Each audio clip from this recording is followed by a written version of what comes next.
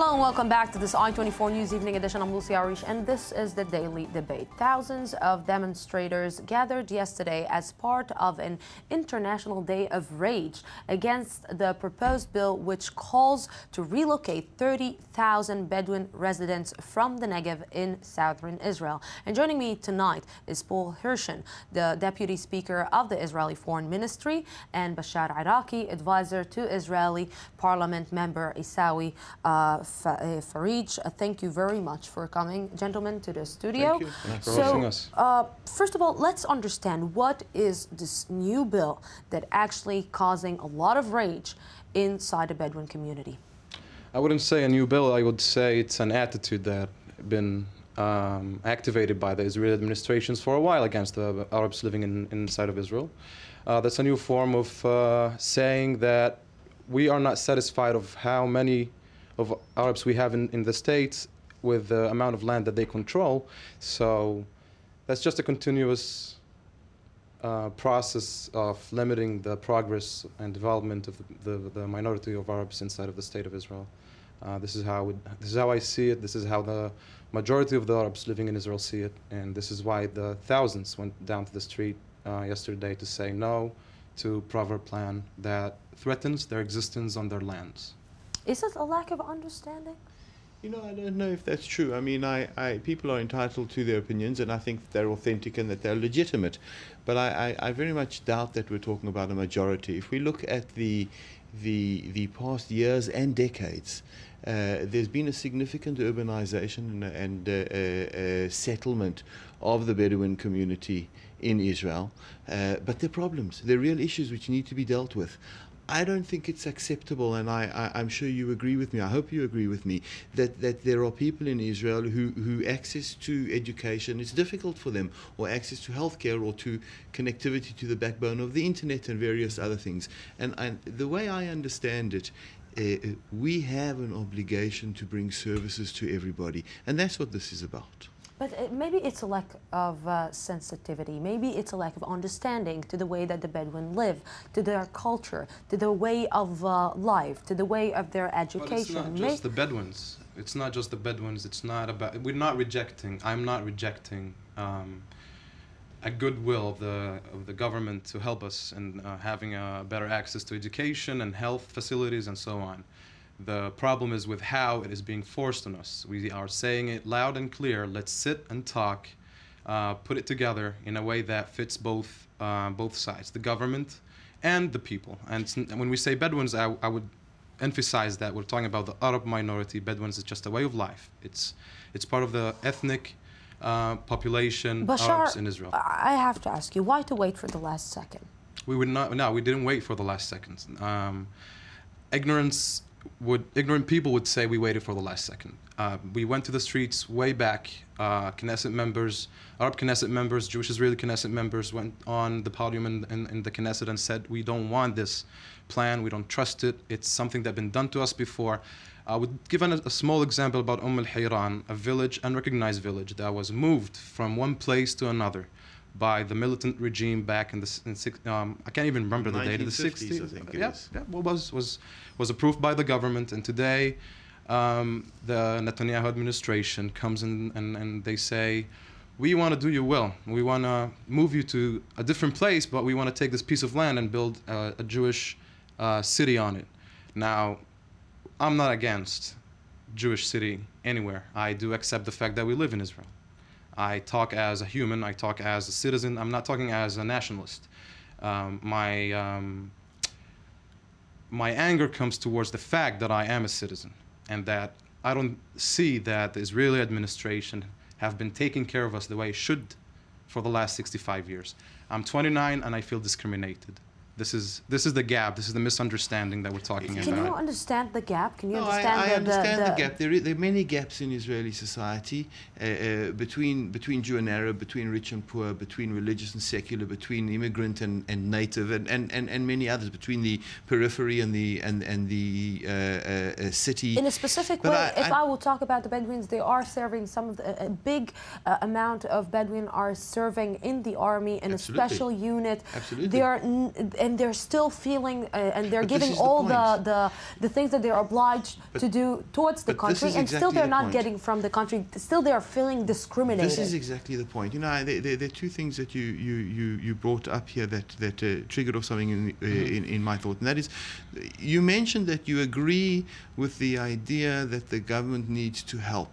I want to take you up on that. I don't think the government needs to help. I think the government has an obligation. Of course. It's not a, you know, so I think, Absolutely. and you and I are in that boat together. They have an obligation, the government, the administration, the sovereign of any country, to all of the civilians. That's one point. And the second thing is that I don't think it's correct to say that there hasn't been engagement with the Bedouin community and a conversation with them, a very deep conversation. Now, not everybody likes the decisions.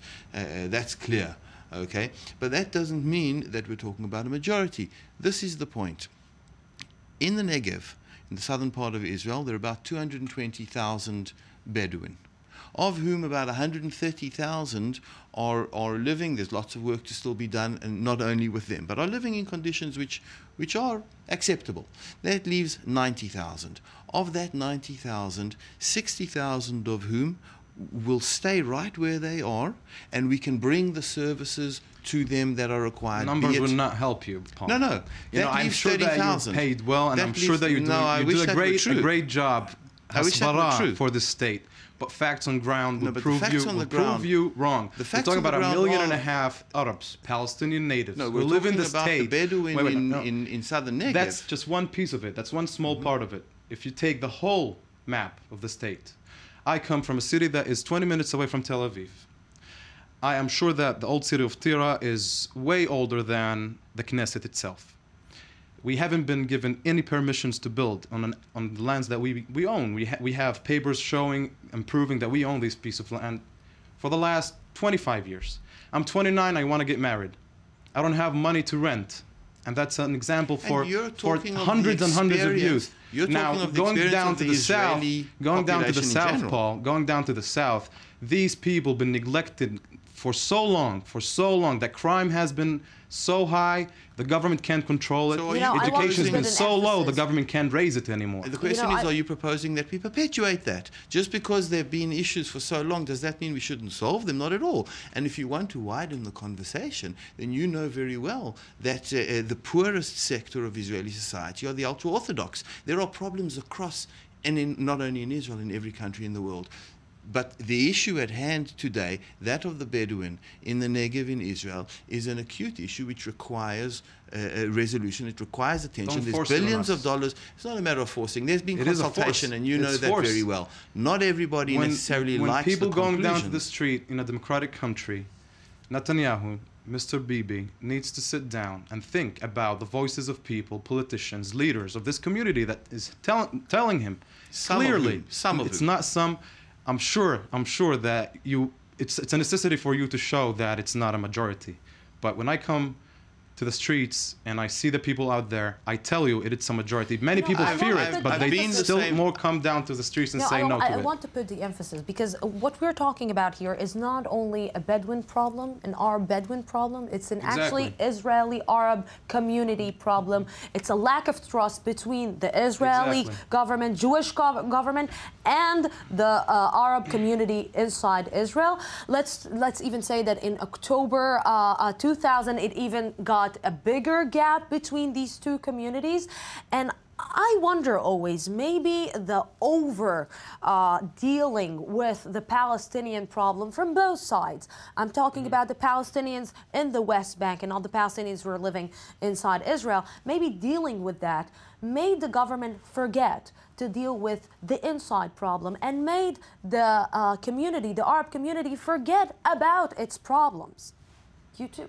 Look, there may be a certain amount of truth to that, and we've seen it, but it goes beyond the Arab community. We saw 2 years ago in Israel, Arab and Jew, hundreds of thousands of people demonstrating and protesting, saying to the government that they want attention. Not just Arab and Jew. There are issues across the board over here. But this is the point, okay? These people are my people. It's not acceptable that they don't have the services that we expect everybody to have. And so we are never going to, look, you can be a little bit romantic about it and you can come up with something which is never going to be implemented because it's not doable. Let's agree on some points. Let's agree that the minority of Palestinian Arabs living citizens of Israel want the support and help from the government. That's an agreement. I would not argue that. I would say the majority. Even need the support. Want it, need it, and will ask for it. Now, let's agree on that. The trust issue between the people and the government is something we need to work on. It's been lost. It's been lost. I can't even say that I would trust a government. I'm not so pessimistic. I don't think it's been lost. I think it needs to be built. It's okay. So all the time it's not found. It needs to be built. Exactly. So it's not there now. Lucy mentioned 2000 October, losing 13 citizens in fire by the police of Israel. That is telling me, you, Bashar, as a citizen, you don't belong here. Now, my problem is not with identity. It's not about the Jewish state. It's not about Zionism anymore. It's about me granting my kids and my friends and people that I respect and I love, including Jews and Arabs, a good life. And what we say in Arabic, hadat bal. I don't want to wake up every day morning going to the Knesset to ask for more rights. That's not what I care about. No, I have a bigger world to take care of. I'm a citizen of the world. And I call you. I would love if you pass this message to your boss. Please come down to the Naqab, to the Negev, sit down and talk to these people. Even if there's 30% of the people who live there said no to it and they went to the streets and they were clashing with the police, for God's sake. We didn't see the scenario of 2000 happening again. I think this is because it's been so harsh back then. I will tell you that maybe I won't take a stand, but I am coming from the Negev. I am coming from Dimona, and it is amazing to see that in Dimona, in this small town, you get everything that you need just right next to your home. And around Dimona, a lot of Bedouins are living. And I think that the anger is even bigger when they are going to the army, but something that maybe you can not say about other Israeli Arabs that are living in Israel. This is precisely the point. What are we going to do? Are we going to play ping pong for the next 30 years and tell each other how horrible we are? Or are we going to look to find solutions on the ground? This country is about making things happen. This country is about moving forward and building, and it's never going to be perfect. There are always going to be people who are upset or feel put out, and it's not a majority. But we're moving forward. Now we're talking about a project which is a significant step forward towards bringing services, whether it be electricity, whether it be health services, whether it be on less lands. On less. That's a big fear. It's the fear, the same fear that Jews have from being persecuted around the world. That's a fear we have as Palestinians and as Arabs. I'm a citizen of Israel. I have a passport over here. And I fear that the country wants to kick me out. That's the situation. You know what? I want to take now this side of the, before we're finishing, this side of the table and to ask you, maybe Israeli Arabs are too fast to judge. Maybe what can the Israeli Arab community do to criticize itself? What it is doing wrong towards the country, and maybe being very harsh sometimes and prejudged. Lucy, if you notice, I don't blame the country. I blame the government. There's a huge difference. There's a huge difference between. No. That's not true. That's not true. Well, I blame the government that takes decisions on behalf of me on a daily basis. Now, we have responsibility. Of course, we have a responsibility to keep in control, to keep asking for more rights, to be organized, to show the government that we worth this. We worth this. But I'm sick of showing someone that is supposedly to be my government that I need to be better for them to give me more. Equal rights doesn't come with price. I live here, you live here. This is why we're equal. That's it. That's right. Now, which is why we should welcome the same reason we don't trust the government is the crime. If you take the crime rate, education system, poverty, check every single Arab city in the state of Israel. It's a chaos. People don't even know how the future looks like for them. They are so limited. It's painful. Gentlemen. I ask for you to be an equal partner on a table of discussion. Gentlemen, and that's all. I have to Got finish it. this discussion. This was an amazing discussion. Thank you Thank you, very Lucy. much for Thank this. you. We hope we won't solve this problem here, unfortunately. We're going out for a small break, 10 minutes break, an update from our news desk, and then we're back for the I-24 News one-on-one. Don't go anywhere.